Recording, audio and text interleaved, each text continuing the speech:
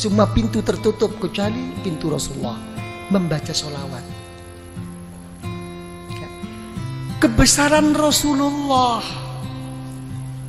dengan kita membaca sholawat ke Rasulullah, walau riaan, walaupun kita riak, ada maksud lain karena melihat kebesaran Rasulullah, dengan membaca sholawat akan diterima oleh Allah. Sampai Al-Imam Ar-Ramli dan Imam Ibnu Hajar dipertanyakan oleh seorang murid, bagaimana buat saya wahai guru, dengan begitu banyak dosa yang saya kerjakan, banyak kesalahan-kesalahan, yang baik buat saya itu apa? Membaca istighfar apa sholawat? Dijawab, yang lebih baik baca sholawat. Sedangkan secara logika, kamu tuh banyak dosa, ingin diampuni dosanya, mestinya membaca istighfar. Ini tidak. Istighfar kamu tuh yahtaju ila asfi istighfarin. Istighfar kamu itu masih memerlukan 1000 kali istighfar. Belum tentu kamu istighfar kepada Allah. Makanya setengah ba'dul aulia, setengah wali tidak berani membaca astaghfirullahaladzim alladzi la ilaha illahu. Enggak berani. Saya mohon ampun. Betulkah kamu mohon ampun? Jangan-jangan habis ini kamu nanti suka lagi melecehkan Allah, kamu istihza. Enggak berani. Yang ada itu tidak mohon ampun, tapi Rabbighfirli, ampuni saya ya Allah, ampuni. Saya enggak mohon, kayak saya ini orang pandai-pandai aja mengaku mohon ampun. Emang betulkah kamu? Sampai begitu akhlaknya. Ini ba'dil aulia. Tapi tetap kelas tinggi lagi wali, dibimbingnya oleh ulama thariqah. Tetap kamu harus mohon ampun kepada Allah, astaghfirullahalazim. Tapi bagaimana guru? Tapi kamu sandarnya bukan di situ. Bukan bersandar kamu mau pandai-pandai diri sungguh-sungguh mohon ampun kepada Allah. Kenyataannya kamu tidak kok. Tapi kalau kamu baca astaghfirullahalazim, kamu larikan kepada Rasulullah SAW. Kenapa? Karena Rasulullah membimbing saya menggunakan kalimat ini. Minta dukungan Rasulullah. Ini ikut. Okay, you understand? Ya, ikut. Karena itu dijawab oleh para ulama, baca sholawat. Kenapa? Karena kamu kalau sholawat sudah berKKN dengan Rasulullah Sallallahu Alaihi Wasallam, ya kan? Sejelek-jelek saya wahai Rasulullah, engkau tidak akan bisa mengingkari bahwa saya walaupun bagaimana termasuk umatmu wahai Rasulullah. Enak kan? Sholawat. Sampai ulama mengatakan, sealim bagaimanapun, engkau bisa membaca kitab bagaimanapun, dan engkau kerjakan di kitab itu doa-doa, diberi pahala oleh Allah, tapi tidak akan mendapatkan rahasia dan nur daripada Allah kecuali sholawat. Jadi orang thariqah itu mencari rahasia dan nur yang terselip di dalamnya. Jadi sholawat itu ngikut. Begitu sudah mengikut sholawat, dibanguni semua guru-guru, digiringnya, diarahkan untuk bersama-sama menuntun kita ke Rasulullah dengan membaca sholawat. Kita ikut Rasulullah. Alam nashrah laka sadrak. Coba, wahai Muhammad, apakah belum melapangkan hatimu? Sudah wahai Allah. Coba, kita juga begitu akan menjawab, alam nashrah laka sadrak. Nanti waktu khususi, iya ya Allah, seperti engkau melapangkan Nabi Muhammad, lapangkanlah hati saya ya Allah. Gitu, manja. Orang thariqat itu manja, tapi sesudah istiqomah, nggak istiqomah kok manja. Gitu. Alam nashrah laka sadrak wa wada'na. Apakah saya tidak telah meletakkan mengampuni dosamu wahai Rasulullah? Iya ya Allah, saya juga deh ya Allah, saya juga. Gitu orang thariqat, saya juga deh, ikutin deh, udah ngumpul nih. Begitu. Allazi angqadha, telah sudah nggak mampu, sudah patah semua ini kemampuan kita. Ya, Alam nashrah laka sadrak wa wada'na anka wizrak alladhi anqadha dhahrak wa rafa'na. Wahai Muhammad, apakah saya tidak telah mengangkat sebutan-sebutanmu? Kalau ada la ilaha illallah mesti ada Muhammadur Rasulullah, ya kan? Kalau sampai Nabiullah Adam, ya kan, bisa berwasilah kepadamu dengan melihat setiap apapun yang di aras, yang di surga, nampak nama Allah, mesti ada nama Nabi Muhammad. Saya lebih khusus, wahai Rasulullah, angkatlah saya. Tapi namanya hidup, walaupun bagaimana akan menghadapi suatu kegoncangan dalam kehidupan. Betul apa tidak? Diulang 2 kali di ayat ini, innama ala usri yusra, innama ala usri, sampai 2 kali. Sesungguhnya, percayalah yang mantap sama Allah. Sudahlah, sesudahnya ada sesuatu kesusahan, kerepotan, mesti ada jalan keluar. Sampai 2 kali. Ini menunjukkan bahwa kita ini mudah goyah. Gimana? Telah berhasil apa tidak perjuangannya ini? Yai, kok kalau dilihat-lihat kok innama al usri yusra, innama al usri yusra. Saya kok nggak pernah yusra, kok usri terus ini, ya apa ini? Karena saya jadi usri jadi usrak terus.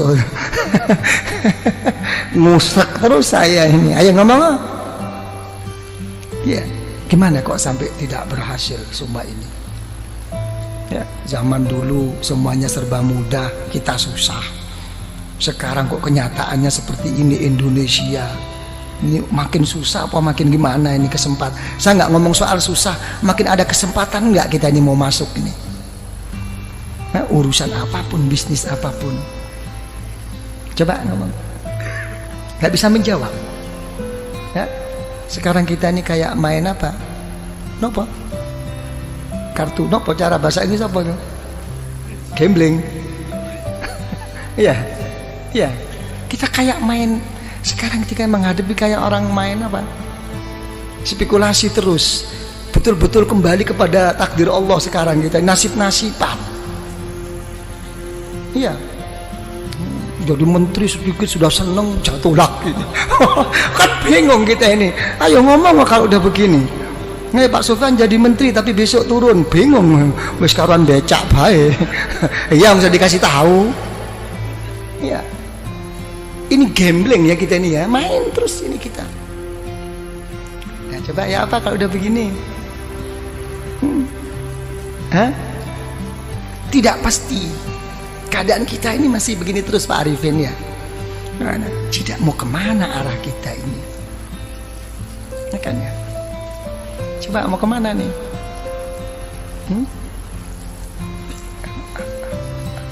Ya, sama Allah sih sabar. Sama Allah itu nerima. Sing gawe ruwet iki sing bang gregetno. Mertak piting bae rasane itu. Nah, ini permasalahannya. Kalau saya sih dalam menghadapi masalah ini, saya lihat dalam suatu hadis riwayat Imam Al-Muwatta. Ya, dalam kitab Muwatta Al-Imam Malik radhiyallahu anhu itu mengatakan ada satu hadis, kalau Allah Ta'ala itu menyintai seseorang akan diberi ujian oleh Allah. Enak enggak kira-kira ini? Hah? Apa? Yang enteng loh. Enteng enggak enteng itu bukan masalahnya, hatinya. Sesuatu yang enggak bisa dibuat enteng itu kalau sudah menyangkut amanat, tanggung jawab kepada umat. Selain itu terserah hati, dibuat enteng apa dibuat abot, ayo ngomong. Nah, ya, diberi ujian oleh Allah tentang dirinya, tentang keluarganya, tentang bisnisnya, sampai mau meninggal pun keluarnya nafas itu susah, tapi tetap ingat Allah. Begitu di akhirat masuk liang kubur, dijemput oleh orang-orang yang soleh. dibawanya menghadap kepada Allah, bertanya, wahai Allah, saya tidak punya ilmu, ibadah saya kurang, saya juga sering mengerjakan dosa, kok tiba-tiba saya sampai di sini nih, gimana? Gak ada nerakanya kamu, kemarin udah kamu ambil semua. Oh gitu dong, oke deh. Ya gitu. Tapi sebaliknya, kalau orang itu tidak disukai oleh Allah, diberi satu kelapangan, makin dia berbuat baik, makin diberi kontan oleh Allah di dunia ini. Semuanya cukup, keluarganya oke, kesehatannya oke, sampai mau meninggal pun lapang, lancar. Tertipu semua orang sekelilingnya, seakan-akan ka'annahu, itulah orang yang baik. Tapi begitu sudah sampai di sisi Allah, masuk neraka kamu. Oh, saya punya sesuatu, saya dulu habis, surga kamu udah kamu ambil kemarin. Jadi kita jangan tertipu, ya, dengan kadang-kadang gimana nih Yai, zikir pun sampai mau patah leher nih, kok enggak lancar-lancar. Ya kan, kok begini-begini, kenapa? Itu sih orang nggak pernah sembahyang, oke-oke aja nih, hotelnya makin tinggi, ini ikut Yai kok tambah begini nih, gimana nih? Wah, gua mau cari guru lain deh. Wah, iki mulai main dukun. Ini banyak yang begitu itu. Betul apa tidak? Inilah. Ya, jangan dilihat zahir, jangan. Gitu kan, itu ini yang ini jadi ini. Itu sudah ada, Rasulullah sallallahu alaihi wasallam itu sudah mengatakan ad-dunya jannatul kafir. Ya, memang dunia itu surganya orang yang nggak beriman, tapi nerakanya orang ahli neraka, orang ahli iman. Satu tempo itu cucu daripada cucu Rasulullah Sallallahu Alaihi Wasallam begitu hebatnya, gagahnya naik kuda. Kalau sekarang mungkin naik Mercy begitu. Ada orang kafir protes, wahai cucu Rasulullah, sudah tidak sesuai lagi perkataan datuk engkau. Kenapa? Datuk engkau mengatakan bahwa dunia ini surganya orang kafir dan nerakanya orang beriman. Kenyataannya saya ini kafir kok melarat, kamu kok malah kaya. Kamu kok enak-enakan. Coba dijawab oleh cucu Rasulullah. Ya, sehebat-hebat saya di dunia ini, kalau dibandingkan besok di surga masih kayak neraka ini. Sesusah-susah kamu di dunia ini masih surga dibandingkan besok di neraka. Langsung masuk Islam. Halo, ayo kon masuk Islam. Kadang-kadang bodoh Islami ngomel, ah gila loh, ngomong aja. Ini loh permasalahannya. Ya. Jadi ya gimana kalau gitu? Ini robitoh, ini hubungan kumpulan ini. Apa yang berhasil? Kita selama ini terlalu terpukau dan selalu dianjurkan oleh orang-orang banyak. Apa yang dianjurkan adalah sabda Rasulullah SAW, man kana akhiru kalamihi la ilaha illallah dakhalal jannah. Siapa yang akhir perkataannya itu la ilaha illallah, masuk surga. Bagaimana orang itu mau ingat la ilaha illallah?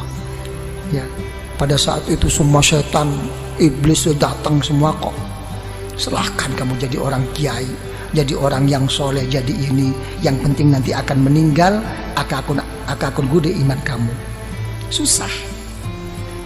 Ini sebetulnya ini hanya cuma anjuran agar bagaimana zikir itu menjadikan tabiah, menjadikan otomatis, bukan hanya sekadar cuman dibaca pada saat perlu aja.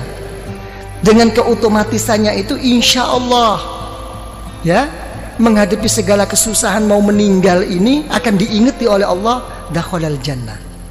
Kalau dia menyebut la ilaha illallah, itu anjuran.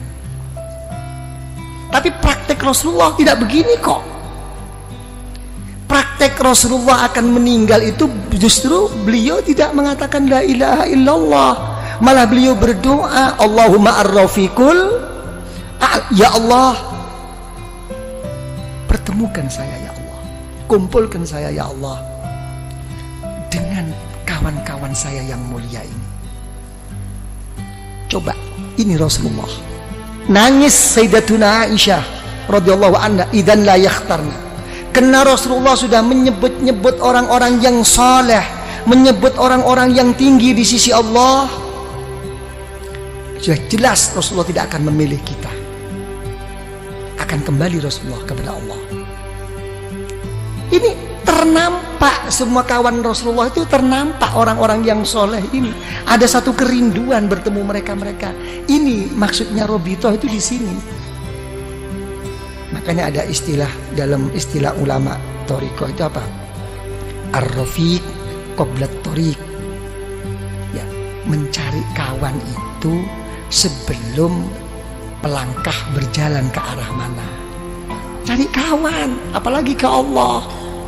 Yang benar cari kawan ini, yang bisa mendampingi suka dan duka.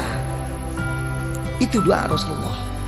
Allahumma ar-rafiqul a'la. Nampak. Jadi kalau orang thariqah, misalnya yang pernah saya saksikan, saya buktikan dengan orang tua saya sendiri, dan orang tua saya juga menceritakan tentang guru-gurunya begitu. Jadi begitu sudah sakit parah, kalau sudah sakit parah, ada orang lewat siapapun kok disebut itu gurunya. Ayah saya juga begitu. Sopori mlebu wau, anu punya tutu Mbah Romli kok, gurunya yang disebut. Sudah melebar. Mbah Romli kok, bukan ya, itu bukan Mbah Romli. Mbah Romli kok, enggak begitu. Ruhaninya sudah ketemu itu di alam sadar. Ruh antara mau berangkat enggak berangkat ini ketemuan. Ini yang dinamakan orang-orang sufia itu yaqadha. Pada saat-saat begitu. Jadi ini hubungan thariqah itu di sini, bukan apa namanya? Bukan hal-hal yang lain, sampai mau meninggal pun ada masalah yang begini ini. Kan? Jadi paham ya? Jadi begitu, innama ala usri yusra. Kalau sudah susah atau seneng, ya lari kepada Allah. Fa idza faragta fansab. Ya, kalau sudah selesai, ayo tetap jungkel loh. Ya, dengan sungguh-sungguh gitu loh. Kalau dalam kekosongan isi dengan kesungguhan kepada Allah. Wa ila rabbika farghab. Ini jawab. Jangan dimentahkan lagi, ini dijawab khususi ini. Ya, kalau sudah begitu baru apa khususi ada Bismillahirrahmanirrahim. Kul wallahu ahad, Allahus somad. Kan begitu ya? Jadi dilarikan apapun wahai ya Allah di dalam kehidupan saya dan pada saat saya meninggal dan sesudah saya meninggal ya Allah, kuatkanlah iman saya. Qul huwallahu ahad. Semuanya saya kembalikan kepadamu wahai ya Allah. Ini kunci. Lah, apa kalau kita sudah buka kunci itu cukup? Tidak cukup. Di sini kita digugah lagi oleh guru itu, kirim Fatihah lagi. Dibangunkan lagi guru-guru ini untuk menghadap bersama-sama kepada Allah. Al-Fatihah. Sudah Al-Fatihah, sholawat lagi. Diajak bersama-sama ke Rasulullah. Ini Rasulullah. Baru ukuran pribadi. Baru apa maumu sekarang?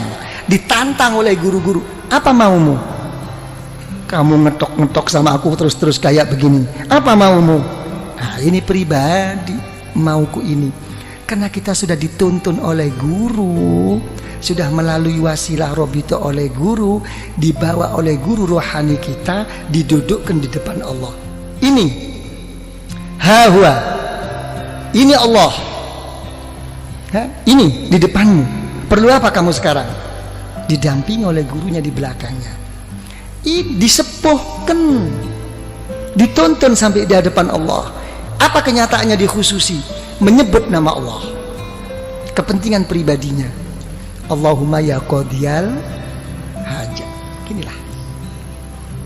Allahumma ya qadiyal hajat, Allahumma ya qadiyal hajat.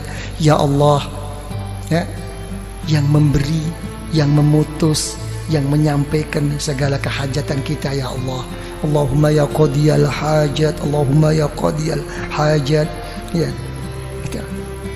Nah, habis begitu hajat-hajat terlalu luas, keadaan genting ini, ya Allah, hal-hal yang ini yang terlalu pokok, ya Allah. Saya banyak hutang, saya banyak kredit. Ya sudahlah kalau gitu. Allahumma ya kafiyal muhimmat. Kurang apa? Cuma jawabannya satu, kurang sungguh-sungguh. Komplit kok di khusus itu. Nah kalau sudah kamu semua ya qadiyal hajat, apa kepentinganmu sudah cukup? Tidak, kamu sebagai orang beriman. Terus gimana ya Allah? Dipanggil lagi Allah. Allahumma ya rafi'at, tinggikan darjah saya ya Allah, tinggikan, jangan kau biarkan seperti ini, ya kan? Di samping engkau terima ya Allah, tuakanlah saya di lingkungan saya ini ya Allah. Gitu. Allahumma ya rafi'at darajat, Allahumma ya rafi'at darajat. Ya, habis gitu cukup? Tidak cukup. Kalau sudah rafi'at darajat, kamu sudah tinggi di sisi Allah, sudah betul-betul telah tercapai kedudukanmu di sisi Allah, apalagi di dunia ini, tidak cukup. Tetap inna ma'al usri yusra, tetap ada satu rintangan. Apa terusnya doa? Allahumma ya dafi'al, ya Allah yang menolak segala musibah. Banyak rintangan ini ya Allah, ini ya Allah.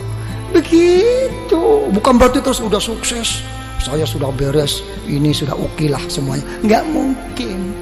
Malah lucu, makin sukses malah lucu, makin didekatkan musibah bala daripada Allah. Apa contohnya bala musibah yang didekatkan oleh Allah? Yang merusak kita itu bukan orang jauh, orang yang deket-deket ini. Orang yang munafik sama kita tuh orang-orang yang dekat. Hati-hati nih. Nah, kita Bapak Diking kita sudah nggak ingat persahabatan, persaudaraan kita dulu waktu kita enak-enak, begitu ada ini yang ngerogotin tuh ini kroni yang memang nggak hub fillah wal bughdu fillah, ini nggak selesai. Tapi apa kita putus asa? Tidak, diteruskan doa dalam khususi. Allahumma ya muhillal, ya Allah yang menguraikan, yang membuka, yang melapangkan segala kemuskilan, segala keruatan, segala yang tidak lancar. Dipanggil lagi, ini ya Allah problem saya. Kalau sudah gitu mau apa kamu? Ya berilah ya Allah. Secara khusus baru. Tadi secara umum, Allahumma ya qadiyal hajat, Allahumma ya kafiyal muhimmat. Sekarang kamu sudah menghadapi satu rintangan, memanggil-manggil saya, kata Allah, dengan titel saya ya dafi al-baliyat, ya muhilal muskilat. Secara khusus Allahumma ya mujibat. Itulah ya Allah, inilah ya Allah yang membuat saya ini ya Allah, masalah ini diarahkan lagi. Sudah cukup? Nggak cukup. Artinya nggak cukup itu uang, namanya kita ini manusia. Makanya orang thariqah itu tidak pernah meminta sesuatu yang kelas tinggi dan tidak pernah menolak sesuatu dari Allah.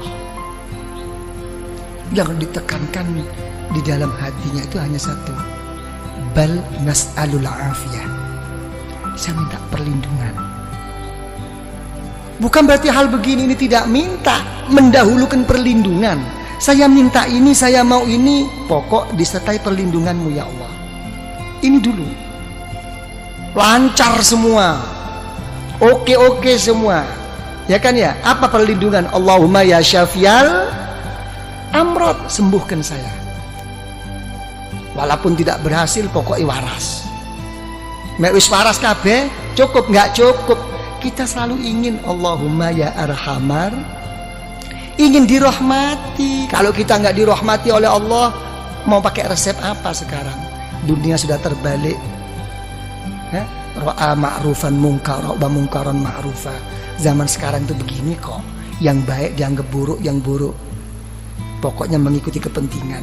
Minta rahmat daripada Allah, baru sholawat lagi ya tak? Rasulullah diketok lagi, agak macet Rasulullah, doa saya ini kok kayaknya ego banget. Allahumma sholli ala sayyidina Muhammad an-nabiyil ummi. Coba yang dipakai itu titel Rasulullah an-nabiyil ummi, nabi yang buta huruf. Lain kalau buta hurufnya Rasulullah begini, buta hurufnya kita ngeblak. Nah gitu kan. Tapi tetap ini menunjukkan apa? Kebesaran Rasulullah dan menunjukkan kebodohan kita. Titel Rasulullah yang buta huruf. Engkau buta huruf wahai Rasulullah kayak begitu. Nah, saya kan lebih buta huruf, mestinya lebih dikasihani dong. Jadi ke sana arahnya itu. Kita wis manja-manja diri Pak Arifin. Udah baca sholawat? Cukup, tidak cukup. Secara khusus saya punya jalur ya, Syekh Abdul Khaliq Al-Ghazdawani dipanggilnya, Syekh Abdul Qadir Al-Jailani radhiyallahu an dipanggilnya dengan Fatihah ya. Sudah sholawat lagi. Jadi Rasulullah itu kan untung sudah jadi roh, nggak jadi roh kan capek dibangunin terus ya. Allahumma sholli ala sayyidina Muhammad nabiyil ummi wa ala alihi wa sahbihi wasallam. Sholawat lagi. Habis begitu diberi suatu doa pemungkas, pemasrahan diri kepada Allah. Hasbunallah wa ni'mal wakil. Sampai dalam satu hadis Rasulullah SAW, siapa yang membaca ini jangan lagi sungguh walaupun bohong. Yang orang membaca hasbunallahu la ilaha illahu alaihi tawakkaltu wa huwa rabbul arsyil azim, baca 7 kali sehabis sholat subuh dengan habis sholat asar, walaupun bohong akan didengarkan dan diterima oleh Allah. Karena memang susahnya untuk kita mau mengambil semuanya tuh dipasrahkan ke Allah. Pokoknya nggak tahu deh ya Allah, apa yang saya minta mau di depan tadi nggak tahu deh apa kata Allah deh. Bilang gitu, engkau ini betul apa enggak nih? Bilang gitu, ya sebab inilah ya Allah. Kayak orang geblak gitu, ya wis setiap apa no ya anak dewe. Ya kan ya, sama dengan orang-orang tua tuh gitu, dia apa no anak dewe. Hasbunallah la ilaha illahu alaihi tawakkaltu wa huwa rabbul arsyil azim. Pemungkas berangkat lagi, Allahumma sholli ala, sholawat lagi, dibanguni lagi Rasulullah, Fatihah lagi kepada Kanjeng Syekh, kepada Al-Imam Ar-Rabbani, sholawat lagi, penutup. Apa yang terjadi? Wis notok kula ya Allah. Apa sing kon ngakoni notok? Ana Pak Arifin. Apa? Sudah sampai di puncaknya? Iya. Apa puncakmu? La haula wa la quwwata illa billahil aliyil azim. Yes? Emang betul-betul kamu udah nggak punya daya kekuatan? Iya. Terus mau apa sekarang? Sama menghadap kepada Allah. Dipanggilnya Rasulullah, sholawat lagi. Habis gitu sholawat, ayo secara khusus. Kalau kamu sudah bersih dengan dari pengakuan-pengakuanmu, baru diem, tawajuh, nunduk. Itu khusus. Nunduk secara pribadi. Nggih ya Allah, ini ya Allah, ini.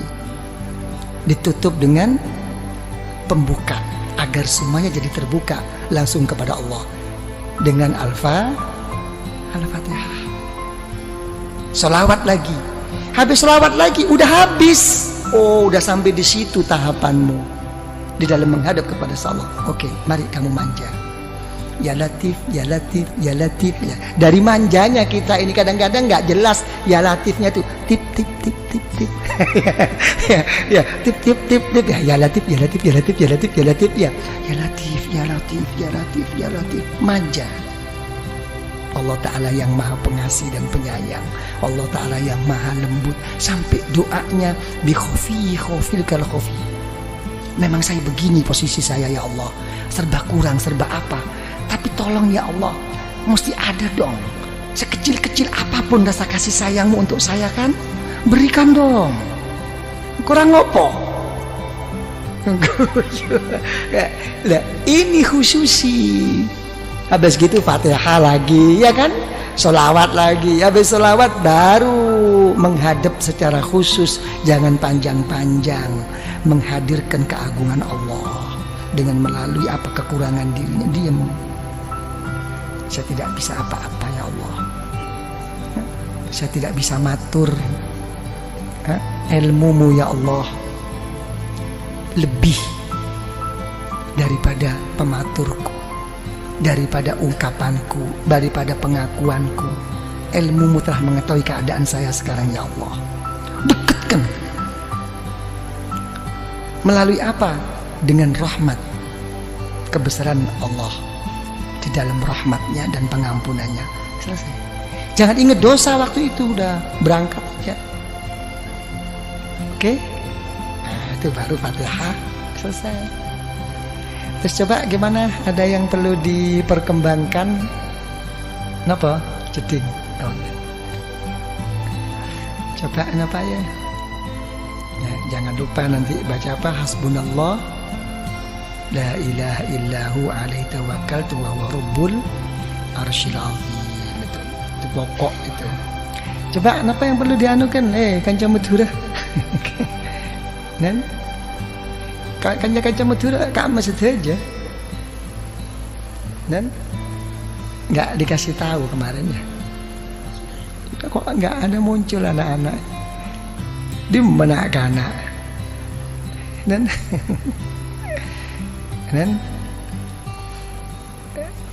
Pak Diki tuturi Handayani.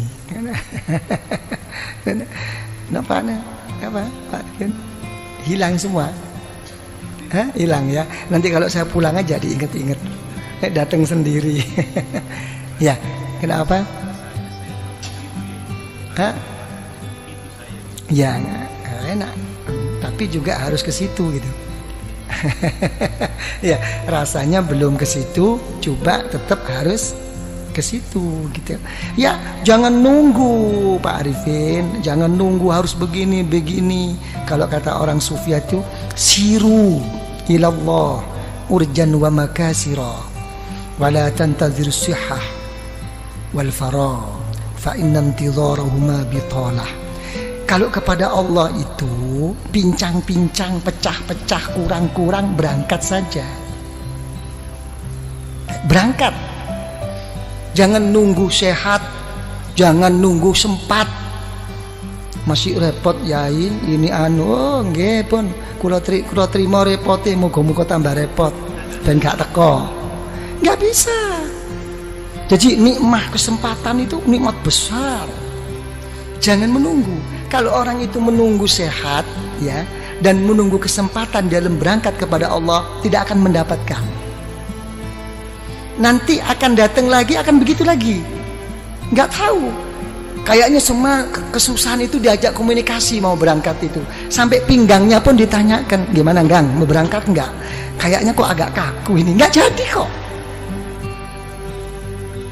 Jangan urusan besi tuanya.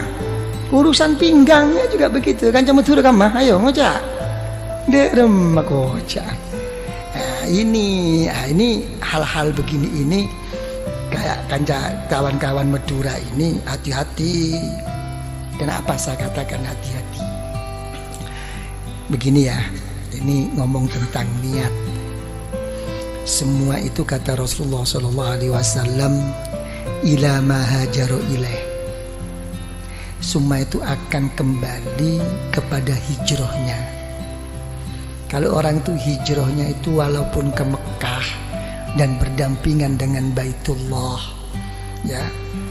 Kalau memang kesananya itu memang lebih menonjol dan kuat untuk cari kerja, kurang kesungguhannya. Itu. Jadi orang-orang Madura, yang datang ke sini itu untuk bekerja itu butuh niat super ekstra, gitu kan? Karena berangkatnya itu sudah ke sana arahnya itu. Berangkat dari Madura, tangki Kak Kantone kalako. Tapi mau sampai ini merupakan satu halangan, tidak jadi memang. Mendingan orang penduduk sini. Kalau penduduk sini kena males. Tapi kalau orang yang memang niatnya itu begitu, bukan males, karena sudah terdinding mencari alasan. Dan itu untuk dipertahankan agar diterima, mencari pembenaran. Maka orang pikir selok datang tangki.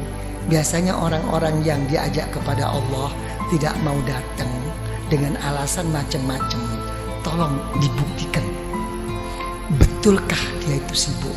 Kalau dia itu betul-betul udzur sibuk, pada saat acara yang akan datang, pasti akan datang, diberi pertolongan oleh Allah.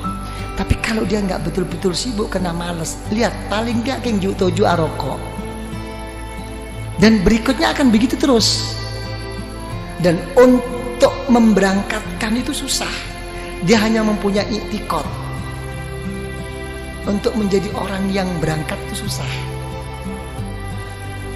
Dan itu hafal, begitu itu udah pembawaan. Saya nggak akan coba betul lagi. Man eman, kan kita kadang wah, tunggu kiai kalau datang ada kiai ni boleh. Dia ni hak lah cukup beri datang mau kiai. Aduh, swarga gede kok cukup kan. Tangki saya. Jadi untuk orang ikhwan thoriqah sangat-sangat tidak layak. Bukan masalah salah bener. Coba Pak Arifin apa? Jadi jangan tunggu, yang penting berangkat. Nah, gitu Pak Arifin ya. Dan ada kemauan. Lebih-lebih kemauan itu dengan dasar merasa dirinya berkurang, tidak punya apa-apa, tambah begini. Itu nilai yang pokok. Sembahyang malam karena sudah menjadi rutinitas, ya biasa. Sembahyang malam karena tidak menjadi biasa, tapi merangi hawa nafsu, lain nilai. Ini yang lebih mahal. Karena ini dengan perasaan pengakuan di dalam hatinya untuk memerangi hawa nafsu, lain. Nilai di sisi Allah itu lain. Dan ini kalau sampai kuat terus begini. Makanya isyarah Rasulullah SAW, lau tadumuna ala ma kuntum indi, lau tadumuna. Kita diajak harus terus menerus. Jadi gitu. Tapi sudah rutin saya yai, walaupun rutin tetap diajak komunikasi. Oke, terus berhenti Pak Wito. Sudah capek ini. Ya sudah nggak ada lagi. Udah ya gitu aja lah.